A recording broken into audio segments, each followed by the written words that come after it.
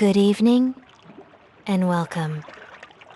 Tonight's story takes you to a small houseboat, moored for the night on a slow green river, where the cabin is warm and the lamp is lit, and the water moves quietly past in the dark, and the boat rocks ever so gently at its ropes, tied up safe between one soft bank and the other.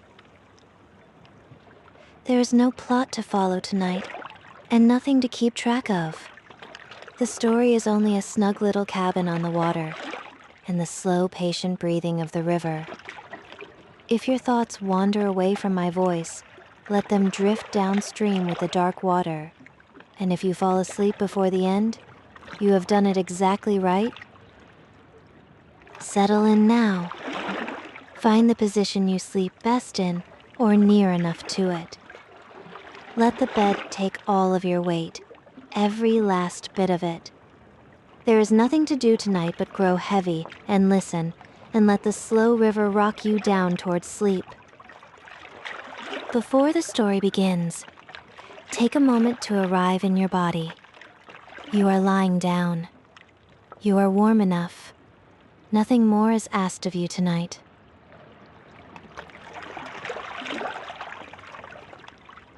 Bring your attention gently to your feet. You do not need to move them. Just notice them and let them grow heavy, as if they were filling slowly with warm sand.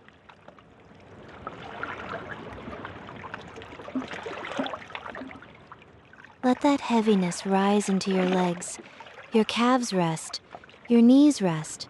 The long muscles of your thighs let go of their last small holding and sink.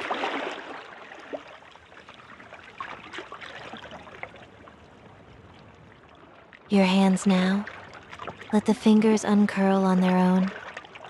Your arms grow heavy at your sides, heavy and warm, like rope laid down in soft coils, finished with the day's work.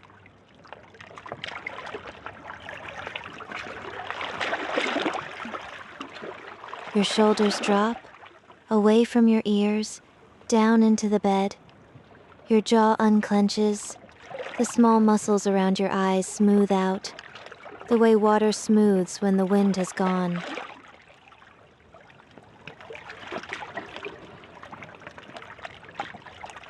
And your breath moves through all of this heaviness, slow and easy, rocking you very gently, the way a boat rocks at its mooring, heavy and warm and held, ready to listen, ready to drift.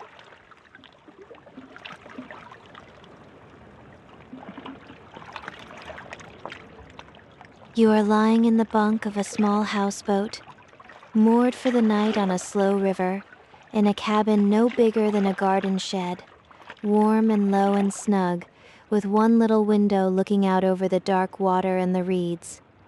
It is late, and the day's small journey is long done, and the boat lies still against the bank where you tied her at dusk, held easy between her two soft ropes, rocking just barely, just enough to feel the way a cradle rocks when a hand has only lately left it. The little cabin is warm. There is a tiny iron stove against the far end, no taller than a kettle, banked low with the last of the evening's fire, and its warmth fills the small wooden room and breathes out through the boards. There is a narrow bunk made up with soft worn blankets, and a shelf of books wedged tight so they cannot shift, and a lamp turned down to a gentle gold glow, swaying the smallest amount on its hook. The cabin smells of wood smoke and river water and old varnished pine, all the good close smells of a little boat put to bed for the night. The whole cabin is the size of a held breath, and every inch of it is yours, and every inch of it is in its place. The ceiling is low enough to touch, curved and snug overhead, painted long ago a soft cream that the lamplight has turned to butter. The walls are warm tongue and groove, fitted board to board by patient hands, polished by years of quiet evenings until they glow. There is a little folding table hooked flat against the wall, and a single cup drying on its hook, and a kettle on the cold stove, and your boots set side by side under the bunk where they cannot wander, and nothing else at all because nothing else is wanted. A houseboat teaches you what little a person truly needs for a night, and here it all is, close around you, warm and dry and enough. There is time tonight, all the time there is, to let your eyes move slowly over the little room and rest on each small thing in turn, the way you might let a hand trail in slow water. There is no need to do anything but look and notice and let each thing be exactly where it has settled. The cabin keeps itself. Everything in it has found its own snug corner over many quiet nights. And there it stays, and you have only to lie still in the warm gold light and let your gaze rest on one thing and then drift to the next, slower and slower, until your eyes have grown too heavy to move at all. The shelf of books runs along above the bunk. Just there at the level of your eye, a low row of old soft-backed things wedged tight between two pegs, so the rocking of the boat can never spill them. Their spines are worn pale, and their corners are gone round and soft with handling, and you know them all without reading a single title. The way you know the shapes of things in a room you have slept in for years. There is no need to take one down. They are good simply to look at, lying snug in their row, holding all their quiet pages closed and patient in the dark, every story in them already told, and asking nothing of you tonight. The lamplight finds the gilt of an old letter here and there along the spines and warms it to a faint, slow shine, and that is enough, and your eyes move on. The single cup hangs on its little hook by the cold kettle, dry now, and turned gently with the rocking of the boat, the smallest swing. A clay cup glazed the color of river mud and chipped just once at the rim from some morning years ago that nobody remembers and nobody minds. It is the only cup you need.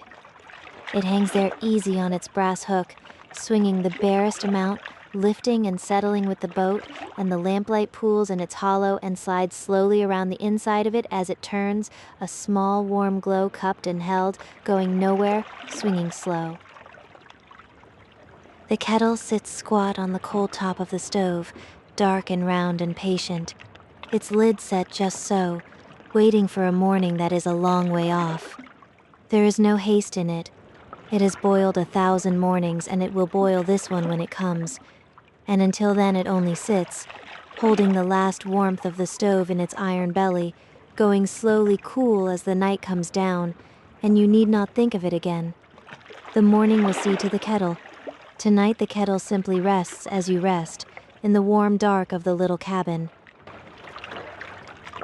The little folding table is hooked up flat against the wall out of the way it always is at night, and tucked behind it lies the old chart of the river, soft as cloth along its folds from years of being opened and closed, the slow blue line of the water drawn out on it bend by bend, with the willows marked, and the moorings marked, and the shallows shaded in faint old ink.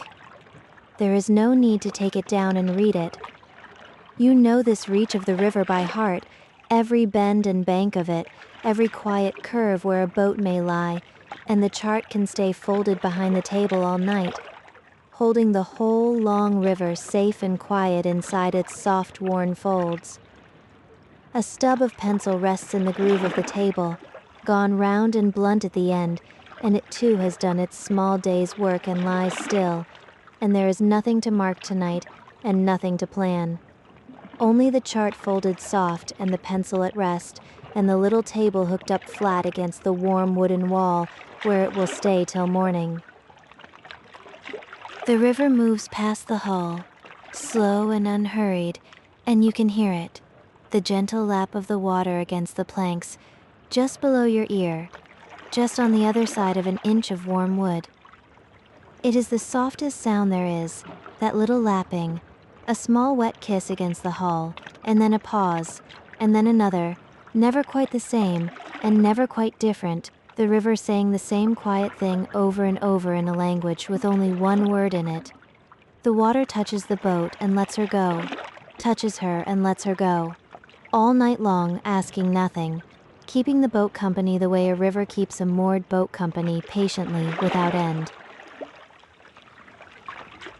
The lamp on its hook gives off a light the color of warm honey, and it reaches the books on their shelf, and the little kettle on the cold stove, and the row of pegs by the cabin door where your coat hangs heavy and at rest, and it gives up kindly somewhere near the curved walls of the cabin, leaving the corners in a soft brown dusk. As the boat rocks, ever so slightly the lamplight rocks with it, swinging the gentlest amount across the boards, a slow warm glow that leans one way and then leans back, the way a held breath leans, marking the rocking of the boat in light, so soft and so slow you could watch it the whole night through and never once grow tired. The little lamp is a kind old thing of brass, gone soft and dark with years of polishing, hung on a gimbal so that however the boat may lean, the flame stays upright and easy inside its clean glass chimney.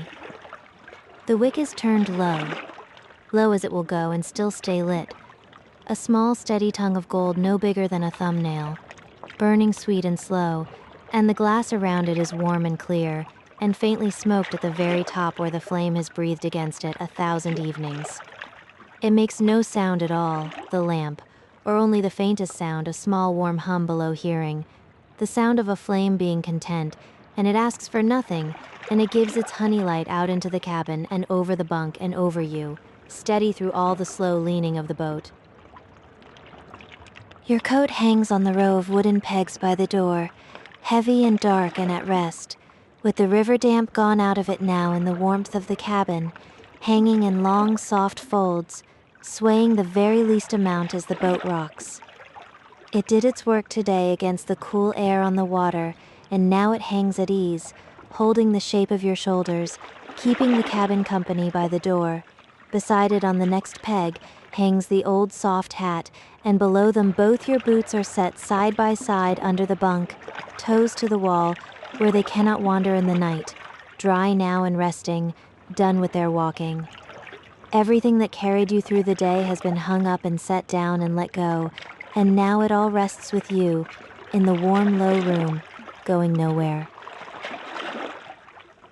Out through the little window the river lies still and wide in the dark. You can see the near bank close at hand, the tall reeds standing in their ranks at the water's edge, and a path of moonlight laid out flat and bright across the slow water, and beyond it the far bank, low and dark and asleep. The moon is high and small, and the river holds the whole round white shape of it down in the dark water, holds it and lets it tremble and never lets it go, the moon on the river lying there as calm and bright as a coin dropped into a still well. The little window itself is a small square thing set low in the cabin side, its single pane old and faintly wavering, and a short curtain of soft faded cotton is drawn back to one side and tied with a bit of cord so that you can lie in the bunk and see the water without lifting your head. The cool of the night has touched the glass and laid the thinnest breath of mist along its lower edge, and through it the moonlight comes in soft and gray and lies in a pale square across the foot of the blanket, leaning slowly one way and then the other as the boat rocks, a quiet patch of cool light come in to keep the warm gold lamplight company. You need not even watch it. It is only there, lying gently on the blanket, going nowhere, leaning slow. High above the river, the sky is deep and clear and full of stars, more of them than anyone could ever count, scattered thick and faint across the dark from one black bank of trees to the other, and they do not twinkle so much as simply rest up there, cool and far and patient, keeping their slow watch over the sleeping water. A few of the brightest of them have come down to lie among the moonlight on the river, trembling there on the dark surface, and lying warm in the bunk. You cannot quite tell where the water ends and the sky begins, for both of them are dark and deep and full of quiet light. And both of them go on and on past the edges of the little window, and neither of them asks a single thing of you. There is no need to name a star. They are only there, far and cool and steady, while you lie close and warm below them, and they will keep their places all the night through, turning so slowly across the dark that you would never catch them moving. The river is wider here than you would think, lying out flat and dark on every side, and the moonlight lies across it in a long, soft road, broken into 1,000 small, bright pieces where the surface stirs, each piece lifting and dimming and brightening again as the slow water moves beneath it. You could watch that broken silver road the whole night and never find its edges, the way it shifts and gathers and spreads, never still and never hurried, a slow, cool fire laid on the face of the dark water with no heat in it at all. And where the moonlight ends, the river simply goes on into the dark, smooth and black and wide, holding the few near stars as well, scattered down its length like grains of salt spilled on a black cloth, trembling there, kept there, going nowhere. And the boat is tied up safe. That is the great quiet pleasure of this hour. You found the mooring at dusk, in the slack curve of the bank where the current runs gentle, and you made her fast fore and aft, one rope to a willow root and one to an old iron ring set in the bank long ago. And you felt her settle, and she has lain there easy ever since, held between the two ropes, going nowhere. There is no journey tonight. There is nowhere to be and no tide to catch, nothing to steer for and nothing to watch the bend of the river for. The work of the day was to find a quiet mooring, and the quiet mooring is found. The willow leans out over the water just ahead of the bow, an old soft tree with its long pale branches trailing down into the river, and they move where the current touches them, drawing slow shapes on the surface that the moonlight catches and lets go. The willow has stood there far longer than the iron ring, longer than the boat, longer than the path along the bank, leaning out over its own slow reach of river through all the years, and it has held 1,000 boats by their bow ropes on 1,000 quiet nights, and it holds yours now lightly, the way it holds everything, without seeming to hold it at all. You could not have chosen a kinder thing to be tied to. The willow takes the small tug of the boat and gives it back as gently as a mother rocking, and the rope between you and the tree goes slack and tightens, and goes slack again, and that is the whole of the willow's work tonight, and it does it without waking. The long branches of the willow trail down and just touch the water, and the slow current draws them out and lets them fall back, draws them out and lets them fall, so that the tips of the leaves write the same soft line on the surface over and over, and the river smooths it away over and over, a writing and an unwriting that goes on all night and means nothing, and is lovely to watch.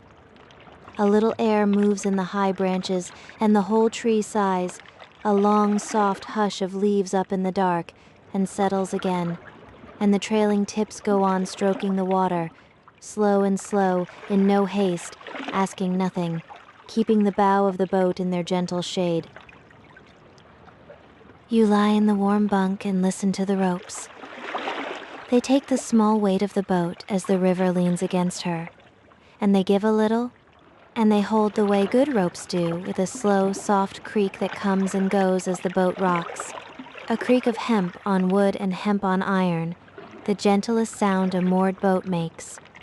The bow rope speaks and then is quiet, and then the stern rope answers, low and easy, and between the two of them they hold the whole little boat cradled against the bank, lifting and settling, and you feel it through the bunk and through the blankets, the faint, slow rock of the held boat rocking you with it. They are good ropes, soft and thick, and gone furry with years of water, and you know every fathom of them, where they are spliced, and where they are worn smooth, and where the old hands before yours whipped the ends, so they would never fray. You tied the knots yourself at dusk, the same 2 knots you have tied 100 times, your fingers knowing the turns in the half-dark without your needing to look, and you gave each one its small, firm tug to settle it, and then you let go, and the ropes have held ever since, and will hold all night. There is nothing to check, there is nothing to tend. The ropes are fast, and they creak their slow, soft creak, and they hold the boat, and you have only to lie still and let them. You came into this mooring at dusk, when the light was going soft and amber over the water and the day was folding itself away. and you let the boat lose her last slow way and slide in along the reeds, gentle as a leaf settling, until her bow came to rest in the slack curve of the bank with hardly a sound at all. There was no haste in it and no trouble in it. You stepped off onto the soft ground and made her fast fore and aft and stood a moment in the cooling air and watched the last of the daylight leave the river, the gold going to gray and the gray going to blue and the first stars coming out, and then you came below into the warm and lit the lamp and banked the fire, and there has been nothing to do since but rest. The little journey is over, the mooring is found and made and good, and now the dusk is long gone and the deep night is here and the boat lies just where you left her, tied up safe, going nowhere at all. The reeds along the bank are whispering, soft and dry, swaying in the small night air the way a field of tall grass sways, leaning all together and leaning back, a long, low, rustling hush that runs down the bank and out across the water. They stand between the boat and the land, the reeds, a tall, soft wall of them, taller than a person, green going to gold in the day, and all gray now in the moonlight, screening the little mooring close and private, whispering all night to the river and the moon, saying nothing in particular, only the sound that reeds have made on the edges of slow rivers since long before there were any boats at all. The small wind moves through them, and they lean and rustle, dry stem against dry stem, a soft papery hush that rises and falls and rises again, and then the wind passes on down the bank and the reeds go still, and there is only the lapping of the water, until the next slow breath of air comes along and sets them whispering once more. The reeds stand so close and so tall about the little mooring that the boat lies hidden in among them, tucked into the slack curve of the bank as into a soft green room with one wall open to the river. No one on the far bank could see you, and no one comes along the near bank at this hour, and there is nothing on the water to come by. And so the reeds keep you, screened and snug and private, whispering their long, dry hush over the top of the cabin, leaning down toward the deck and leaning back, a tall, soft wall standing watch on the land side while the river slides quiet on the other, and you in the warm middle of it all, kept close on every side. Somewhere in among the reeds, a heron is asleep, standing in the shallows on one long leg, with its head drawn down into its shoulders, a tall gray shape gone still as a stone. It fished the river at dusk, patient and slow, and now it is done with the day, folded up into itself in the dark, balanced easy on the one thin leg the way only a heron can, asleep and yet upright, dreaming whatever herons dream, which is nothing much, only more river, more reeds, more slow standing in the cool shallows under the moon. It will not stir tonight. It keeps its silent watch over the water beside you, asking nothing, and the sight of it, were you to part the reeds and look, would be company enough. The heron has stood in that same shallow corner so many nights that the reeds seem to lean a little toward it, making it room, and it stands there gray upon gray, so still that the small fish come back to hover near its feet, and the moonlight lies along its folded shoulder, and the slow river slides past its one thin leg without ever once disturbing it. It is the stillest thing on the whole dark river, the sleeping heron, stiller even than the moored boat, and the watching of it, the merest thought of it standing out there so calm and so patient in the dark, settles something in you and lets it lie still too. The dew is settling on the deck above you. You can almost feel it. The cool of the night coming down soft and gray onto the cabin roof, and the coiled rope and the little tiller lashed and resting, beating on the painted wood, drop by quiet drop, while you lie warm and dry an inch below it all. The night is laying its cool hand on the outside of the boat, gently, the way a hand is laid on the cover of a sleeping child, and the warm little cabin only grows warmer and snugger for it, the dew on the deck and the fire in the stove and you between them, held warm in the middle of the cool, wide night. Up there on the deck, in the dark and the dew, everything is squared away. The little tiller is lashed and still. The boat hook lies along the cabin top in its clips. The spare rope is coiled in its neat flat coil by the stern, the way you coil it every evening, turn late on turn, ready for a morning that is hours and hours away. There is a faint smell of the river coming down through the boards, green and cool and clean, the smell of weed and water and wet stone, and woven through it the last thread of wood smoke from the stove, drifting up the little chimney and lying down along the night. Wood and water, smoke and dew. The warm inside of the boat and the cool outside of it, and the thin warm shell of wood between, holding you snug in the middle exactly where you want to be. A thin gray thread of smoke still lifts from the little chimney up on the cabin top, climbing slow and straight in the still night air, going up and up into the dark and thinning out among the stars, the very last of the day's fire breathing itself away into the night. There is no wind to bend it now. It rises in a soft pale ribbon and lies down along the cool air over the water, and its warm woody smell drifts down the bank and out across the reeds, mingling with the green smell of the river, settling over the quiet mooring like a blanket laid over everything. It is the smell of a fire put gently to bed, and a boat put gently to bed, and a whole small night put gently to bed, and you in the warm heart of it, breathing slow. Down here in the warm, the little stove keeps its slow last business of the night. The fire banked low behind its small iron door. No flame left now, only a deep red glow of coals that breathes brighter and dimmer, the way a sleeper's breath comes and goes. Now and then a coal settles with the smallest soft tick, a tiny dry sound of ash giving way, and the warmth of it lies out across the cabin and into the blankets and reaches you where you lie, a steady, gentle heat with no edge to it at all, just enough, exactly enough, holding the chill of the river off the far side of the wood. The stove asks nothing more of you tonight. The wood is in, the fire is banked.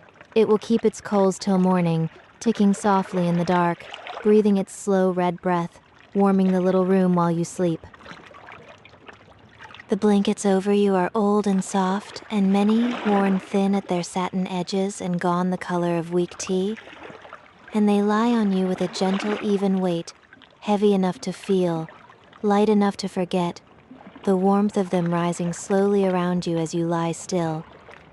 They smell faintly of wood smoke and clean wool and the cedar of the locker where they are folded away by day, a good dry sleeping smell, and woven all through it the green, cool breath of the river coming soft through the boards.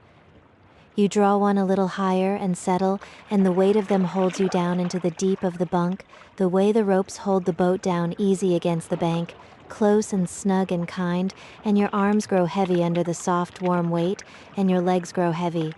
And there is nowhere any of you needs to be tonight but here, beneath the warm, worn blankets, in the low gold light, on the slow rocking water. The floor of the cabin is good worn pine, scrubbed pale and gone soft underfoot over the years, and your boots stand on it side by side, and a small woven mat lies by the bunk, and that is all. The boards run the length of the little room, fitted close, and when the boat leans, they take the lean without a sound, for they have leaned this way 10,000 times and know the way of it. Beneath them is the bilge, dry and dark, and beneath that the smooth, curved hull, and beneath that the slow, deep river, holding the whole boat up on the flat of its dark palm, lifting and settling so gently that the water in the single cup would barely tremble. You are held up on the river. The river holds the hull, and the hull holds the floor, and the floor holds the bunk, and the bunk holds you, layer on warm layer, all the way down to the slow, cool water, and all of it rocks together, slower than a clock, and carries you down towards sleep. Down under the smooth, curved hull, the river runs deep and slow and dark, cool all the way down to its soft bed of silt and old worn stone, and the fish are sleeping there in the deep green dark, hanging easy in the slow water with their fins barely stirring, the slow patient fish of a slow patient river, keeping to the still places out of the current, asleep in their cool dark rooms beneath the boat. The water moves over them and around them and lets them be, and they sleep, and the long weed sways slow along the bottom, leaning downstream and leaning back, leaning downstream and leaning back, combing the dark water with its soft green hair. The whole deep body of the river breathes its slow, cool breath beneath you, carrying the boat up on the flat of its dark palm, holding you and the sleeping fish and the trembling moonlight all together in the long, quiet keeping of the night. And there is nothing down there in the deep but rest, and nothing up here in the warm but rest, and the river between them slow and dark and kind. Far off across the water a duck murmurs once in its sleep, a low soft chuckle out among the reeds of the far bank, the smallest sound, a small contented mutter and the faintest ruffle of feathers settling, and then it tucks its head back under its wing and is quiet, and the river closes over the little sound and carries it away. That is all the night has to say. A duck murmuring once, and the reeds whispering, and the ropes creaking soft, and the water lapping at the hull, and under all of it the slow, wide silence of the river going by in the dark, the great calm hush of all that quiet water moving past the boat and never once disturbing her. It is the most peaceful sound there is. A river at night with everything along its banks asleep, the boat and the bird and the reeds and the willow all keeping each other safe in the dark without a single one of them awake to know it. For the river carries nothing away tonight, and it brings nothing. That is the gift of a slow river to a moored boat. It only moves on and on past the reeds and the willow and the old iron ring, past the sleeping heron and the murmuring duck, taking the moonlight downstream in a long bright ribbon and laying down more behind it, full and dark and endless, going where it has always gone in no haste at all, asking nothing of the little boat tied safe at its edge, only carrying the night along.